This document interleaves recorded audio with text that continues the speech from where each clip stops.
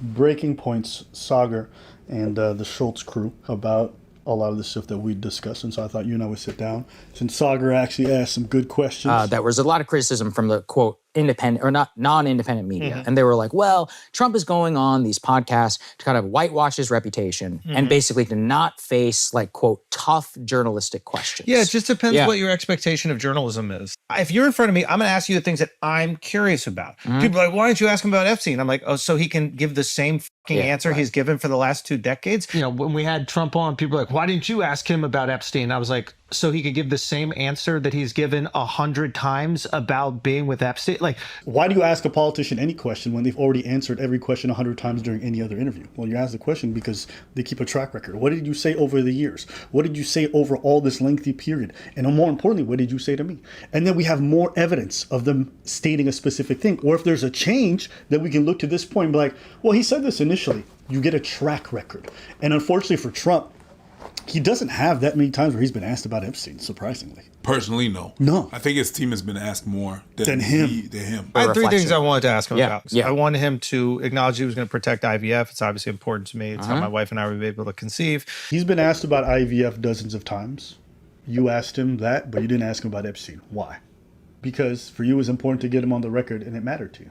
None of the questions that you chose that were seemingly important to you or whatever were first times. So that's why when you say, there's no reason for me to ask him about Epstein, he's already answered. It's like, no, he hasn't answered it that often, really, truly. And there's also opportunities for follow-up questions. You're like, okay, you will release it. Okay, well, why did in your first term, why was it your attorney that you elected the one who gave Epstein the sweetheart deal? That could have been a fair question to ask too. So there's follow-up ways where you can make that valuable. But to pretend like there was no value in asking him anything related to Epstein seems a bit odd since you claim to care about it so much now. Andrew, you specifically have come under a lot of fire recently as the podcast bro, the guy who like led the way for Trump, but now is apparently having some regrets. You don't know that? Trump had no support until Andrew said he was going to vote. It's funny, I know. He was like going to lose. Okay, but well, let's put it this way. I wouldn't say it swung the election, but I also wouldn't say that it wasn't not unimportant to have Trump on all of these. Which is what we said. Yeah. Right? Akash did the same thing, was like... You know what I'm getting a lot of? You talked to him, you platformed him, as if he was at 0%. And then we talked to him, and then he won the election. At the end of the day, did you participate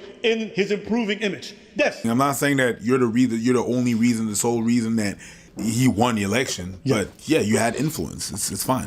I'll tell you why it's up for grabs. Because we're allegedly this big MAGA podcast, and Pete Buttigieg comes on and has the biggest interview of his career. Not our biggest interview of our career, his biggest interview. How can you say you have no influence, but you just gave somebody the biggest interview of their career? You understand what I say when I don't understand their whole claim of like, we didn't influence anything?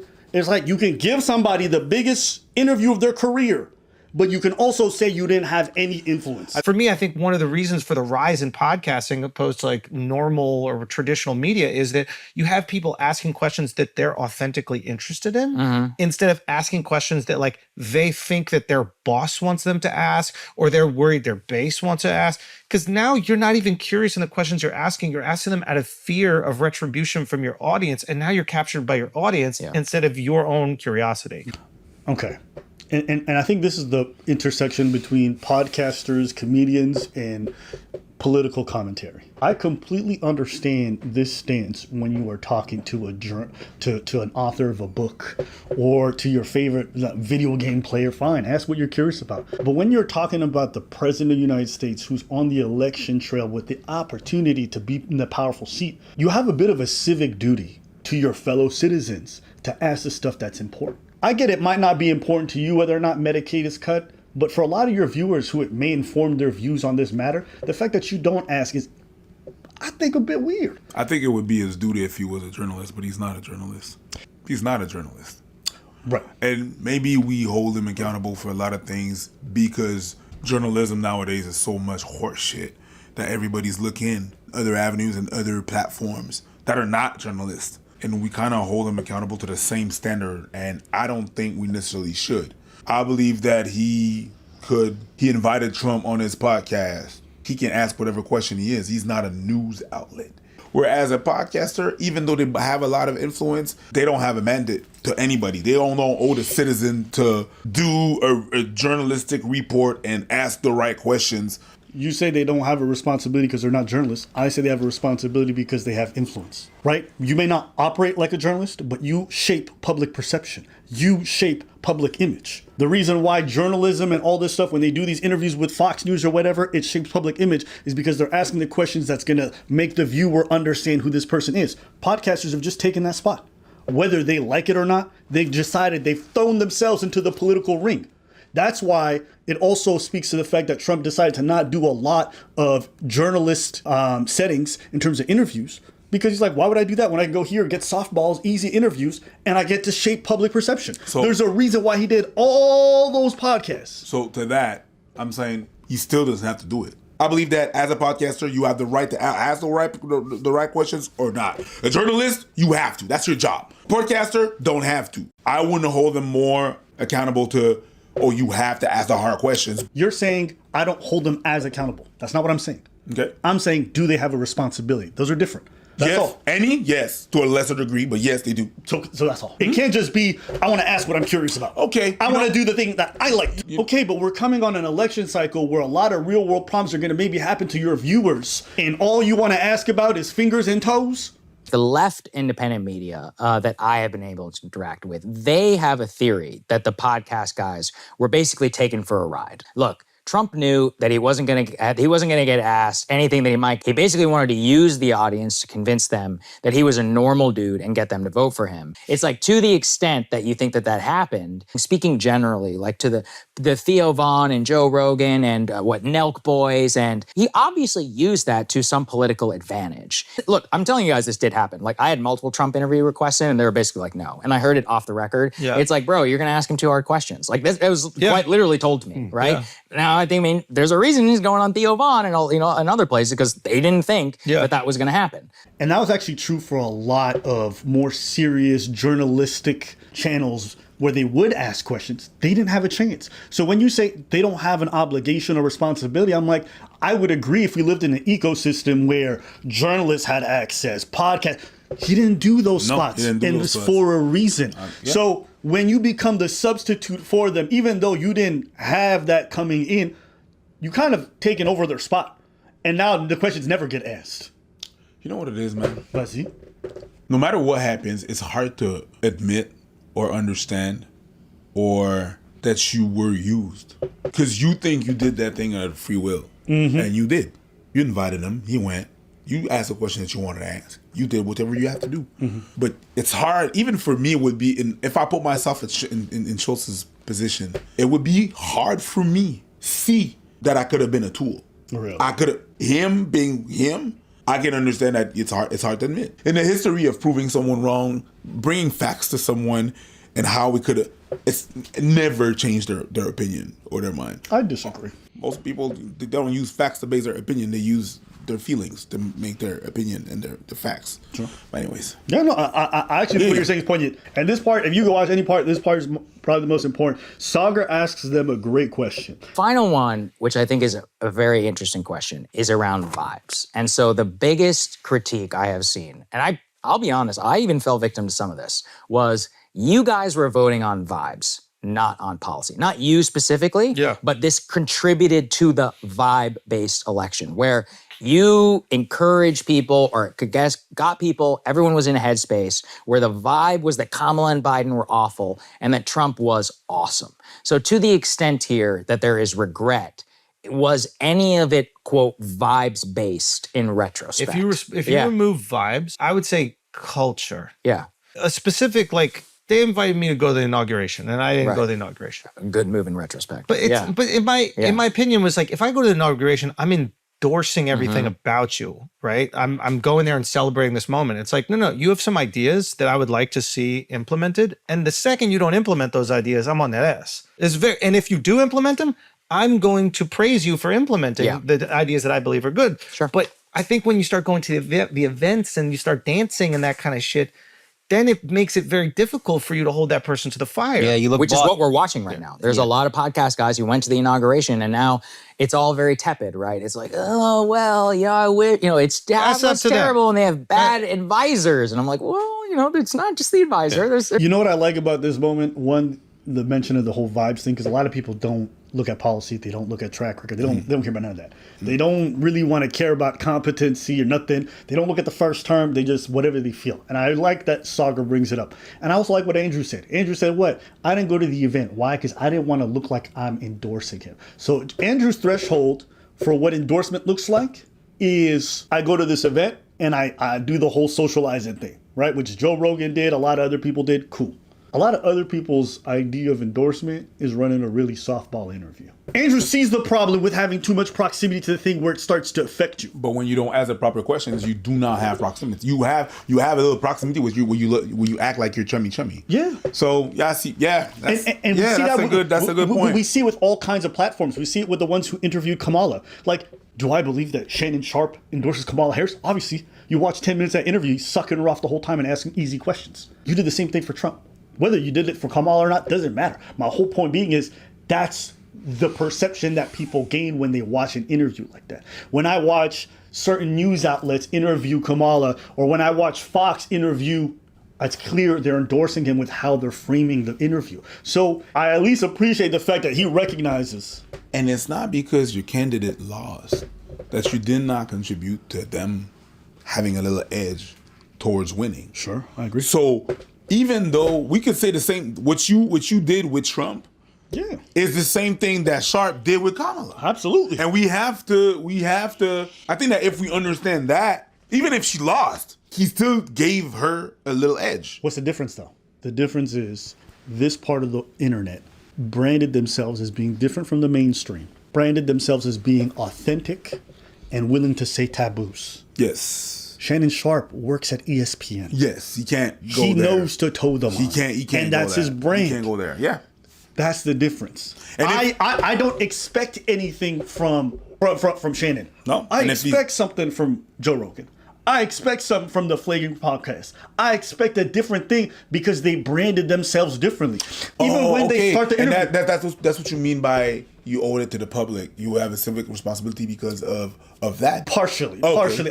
I just personally think civic responsibility is about your community and your people. Like when I get in front of with a politician, I stand on stage with them, I am essentially having some kind of endorsement. This affects my community directly. Mm-hmm. I have a civic responsibility to my neighbors, the people who I don't pay for their bills and shit like that, but the politics that I can really influence more than them, I have a responsibility to them to make sure that I try not to just be considerate of what I need, right? Now, some people don't like a civic responsibility. They don't give a fuck about other citizens. It's just their values or whatever. But like me, it's not that. Like me, I don't mind higher taxation, even though it fucking shafts me. But I also understand it's my civic responsibility to understand that this society helped my family have a chance based off of like certain programs and stuff like that. And so now that I have more, it's my civic responsibility to give back and to pay into the system. That's why I'm not trying to do some tax evasion scheme. That's why I'm not trying to run away now that I've made some money. It's like, no, because that's my civic responsibility. In that same token, if I'm going to help elect somebody and it's going to help me, but none of the civilians, then I'm abdicating my civic responsibility. It's in the definition of help. I think the problem is where they don't believe that they help is that when you help is you consciously help the person. You say, I'm going to help that person. They think that they're just doing their thing. It doesn't help. No, we just doing our thing. We didn't say, oh, we're going to help him. So therefore, they didn't help that person. You know what I mean? I don't think that they understand that, hey, they don't want to admit that you can invite someone and there is ramification because you are that popular. Sure. But my point is, if you have a platform, you have to take the time to acknowledge that. Yes. You have a responsibility. Yes. The same way fans have a certain level of trust in you and they pay for your shit, they pay for your stuff, they sign up to your Patreon, they do whatever stuff, and they support you. You have a responsibility to be considerate. Mm-hmm. That's just my personal thought I have. Yeah. What was the question you were asking real quick? It was about vibes. And it was just a reflection on a vibes base. What I would say is that, like, I think a lot of people were voting on culture, and there might not be policy tied to culture. But for example, like one cultural issue I think was the identity politics stuff. I think that there was like an exhaustion by it. And it looked like the culture that Trump was ushering through is like, yo, we're not going to be obsessed with the word police and the identity politics shit, and everything is 40 different genders, and you got to put the genders, your pronouns on your bio. Like that cultural shift, I think, was very supported. Totally. Especially by like the guys in the manosphere, let's say. And I think that captured people, and that is not necessarily a policy thing, But you have seen a massive shift when you see all these politicians start taking their pronouns out of their Twitter bio, right? You start to see, so I don't know what policy that is, but it does feel like it's a move in a direction for a culture shift that people want to get on board. What do Yeah, you say? I totally agree. Piggybacking on the culture, I would call that just excitement. Because we've seen with Obama, the way that he got Exactly people what I was gonna excited. Yeah. We have a low voter turnout in general. But he got people who never voted before excited to vote for the first time. This last election, Trump got people excited to vote. So, and then you've seen Mamdani. Mamdani got people excited to vote in a primary. We never vote in primaries. Nobody gives a fuck about primaries. Especially New York City. So that's what I'm saying. It's like He won the most votes in primary history. in history. Okay. Excitement is not necessarily a bad thing, but what are we exciting about? What are we excited about? And what are we amplifying? And I say this because here's the whole problem with the whole vibes thing and them talking about identity politics is like, identity politics is at the bottom of what's important. When you're facing, losing your jobs because of tariffs or losing your business because you can't import certain goods, when you're facing Medicaid costs cuts and you may not have access to it, when you're facing a lot of serious issues like IVF, the idea that we're not hyper focused on policy is probably an indictment not just on them but just on people as in general. Remember when I tell you we really are obsessed with aesthetics? When I talked about how like bodybuilders who have zero competency but look good on a picture are the ones who sell the most amount of courses, we operate in politics the same way. The problem is, this is the whole problem with the vibes thing, is when you become obsessed with who has the vibe or who has like the culture aspect of stuff, they make for a good interview guest, but they don't necessarily make for a competent leader. Charisma is cool for drawing eyes, but it has no bearing on whether or not you are going to be a good leader of the free world. So when you spend this time with these, specifically with politicians, because they're charismatic, there's 100 other competent people that we are not going to get to hear about because you're focused on getting who's the biggest. And so you're amplifying these voices who are very popular, but oftentimes it's for reasons that have nothing to do with policy. But with a lot of these other people, it's just like identity politics. It's like, okay, like, yeah, this shit's annoying, it's fucking stupid and cringe, but is it really what we should be hyper focusing on? And even if people aren't interested in it, should you, when you're thinking about helping to elect the potential next leader of the free world, think about that first? You know what I'm saying? So to me, the vibes problem is really more a society-wide problem where it's just, we don't care about substance, we care about form. We care about flash, we care about style. I'm not saying these things are unimportant completely. I'm saying our hyperfixation on that over competency is the problem. Like when I go to hire an accountant, I'm not interested in how he's going to sway me with his words. I need to see breakdowns. I need to see the sheets. I need to see like everything certified, and that's going to get me the good accountant. I had an accountant who was charismatic. You wasted my fucking time. The same way some elected leaders waste our fucking time because they're charismatic and they say the right things. Look at Justin Trudeau. Charismatic. Don't know what the hell he's doing. So this is more like a wider thing, but it's like you can't afford to throw yourself in the political sphere, in my opinion, if it's just vibes and culture. Because then he can come up to you and say, yeah, I'm going to make sure that IVF is accessible, and then change his mind afterwards because you didn't look at his track record, you didn't see what he did in the past, you didn't see how he voted on abortion-related stuff. It's like vibes is how con men get ahead. Yeah. Vibes is how charismatic people get a job they shouldn't get. That's why whenever you apply for a car, you have to have credit, not vibes. If we were to flip it around, if Trump were to come back today, would it be different tonally this time around, now that you've actually had him in office? The questions would be tougher because we are disappointed in what we're seeing. Sure. But the tenor of the question still has to be asked in a way that I feel confident you will answer. Okay. If it's, hey, man, what the fuck are you doing? This bullshit ass thing. This sucks. Yeah. Do you think he's going to answer that question? I don't disagree with you. Yeah, that's more at the people who, Okay, so this probably comes to the core of my thing.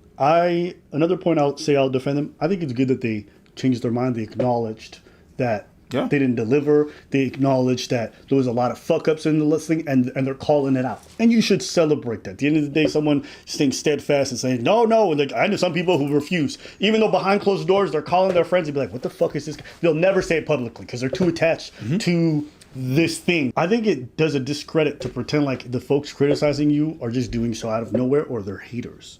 It's like, no, there's a certain element of yourselves that you guys compromised in that interview. The Flagrant brand is, we talk about taboos, you're not going to censor us, we're going to say what we think. That's what he does with his comedy. There's a couple of quotes that I thought were good. The recently ended censorship era was good for comedy because it gave comics lines to cross and boundaries to push, which Schulz says he needs. And then there was a venue that had canceled Schulz's show in Toronto. Yeah. I remember that. Right? And so what he said is, I don't want to do venues that censor comedy. So we're doing a bigger theater, Meridian Hall. We just added a third show. That was dope. Right? And I thought that was cool. People were saying, we don't want these kinds of jokes, these kinds of topics being brought up. It's fine. He said, fine, I'm doing this other venue and I'm going to add another show. This is like the core central theme. And this plays into the not mainstream media, alternative media world landscape where it's like, we're not going to be censored by these people. We're going to talk about Epstein. We're going to say what we think. We're going to make the jokes that we want. You're not going to tell us to just punch up. We're going to punch down. We're going to do whatever the fuck we want. And I like that attitude. To me, to talk about anything, there's no taboos. I believe in it. And some folks are going to say, well, Abba, comedy is not the same as podcasting. And I agree. But you have to understand how you built that brand and the audience you translated and also the vibe of your podcast. If you spent any time on Flagrant, as I've spent time or I've watched from the inception of it, literally the whole point of the title was like, we gonna go above and beyond. I disagree. Not against you, but against the statement that you said that someone would say that, well, the podcasting world is different. No, the fuck it's not. Not in their case, because they're doing comedy and podcasts. The line is blurred. It's not boom bap. No, that's not what it is. It's not in there. Not Venn diagram? Yeah. It's a Venn diagram, and the circles are like this. It's not even this. It's the circles are almost overlapping. So you can't even say that the podcasting is you would have talked about someone else, and I would be like, yeah, sure, podcasting is not the same thing, but that's how I agree with you. That's how they do podcasts with their comedy.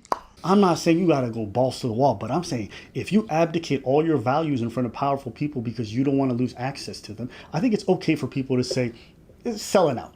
Oh, he would have walked off. Okay, and the same way you let all those minorities or LGBTQ walk out of your shows because they didn't like a joke you said and you still said it, you should have still asked and pressed them on the same things that are important if you think it matters. Don't avoid the taboo to make people feel comfortable on your podcast, but then outwardly and as people get mad about things like, for example, when he made those jokes about black women or whatever it was, and he didn't care that he was making people uncomfortable. He didn't care that he was turning away viewers. But when Kendrick said, you don't talk about black women, that's law, you made a whole bit about that. In the same podcast. It was there. You didn't care. It didn't matter then because, whatever, I'm going to stay doing what I do. But you really wanted that interview with that person. So you know what? I'm not going to offend him. If you don't want him to walk out, that means that you do not want to offend him. But everybody else you don't care about. Mm-hmm. I understand the context of a podcast is different. I understand these kind of interviews. It's tough to ask the things but it also, you have to understand the context in which your podcast is happening in. For example, when he brought Logan Paul on, they said they just want to do an interview. Congratulations. Not asking him about the lawsuit against CoffeeZilla right when it's happening is a bit slimy. Yeah, but Logan didn't want to address it or whatever. Like, I get it. But you have to understand that at a time where people are scrutinizing him heavily because he's going against another creator, trying to basically take him to court and take his cash for something that he was okay with doing, you're almost softening his image a little bit by allowing him skate through a whole interview where y'all laughing and seeming cool, but really behind the scenes or not on your podcast, the guy's doing slimy shit. It makes it weird that you don't ask him about that stuff. So you always have to balance. It's like, what is the context in which this podcast is about to happen? And the fact that you can't address the elephant in the room or any of this stuff because the other person is not going to come on should say something to you. Should say something about whether or not you should be doing the podcast at all. I want y'all to think about the fact that someone's about to be elected the president of the most powerful nation on earth. They're doing interviews and they're telling you what you can or can't ask them. Shouldn't that be the person you should ask everything to? Shouldn't that be the kind of person where you get all the questions and all the comments in because they're beholden to the people? The fact that we don't live by that standard, that we think we should softball these interviews because we need access to these people, it shows how in the gutter our standards are. As a presidential candidate, they should be grilling your ass, Kamala and him and everybody else. And when they don't, we should be holding them to the fire every chance we get. The idea that we're here to make them comfortable and make them feel safe. Nigga, you about to control so many lives. That doesn't make sense. Andrew Santino and what's the Chinese Asian guy's name? Bobby Lee. Do you think I'm Chinese? I don't know if you are. No. You know what makes me happy? It makes me happy to know that this show is still as stupid as it's always been from the beginning, because I see a lot of our podcast pals or people in our sphere that are taking these shows to a level that we don't go to. Which is what? Well, they're all having like They're all, like, politicians on. journalists. Tim got fucking interviewed by like CNN. Yeah. I was like, what in the fuck is going on? Yeah, we stay here. Same with hyenas. We stay right here. Yeah. And I saw that they had Bernie on Schultz's show. Yeah. What the fuck is going on? He's not coming here. Bernie? Yeah, we had David Mamet. Yeah, Ben Affleck. Yeah, but that's rad. We got people that they can't get. Yeah. No, it's not that they can't get him. Oh, they can get him. Yeah. But we got him too. I just don't think we want politicians on the show. No. I think that's a strange world. Pete Buttigieg I'd have. He's gay? Yeah. No thanks. Hey, I forgot comics is telling jokes.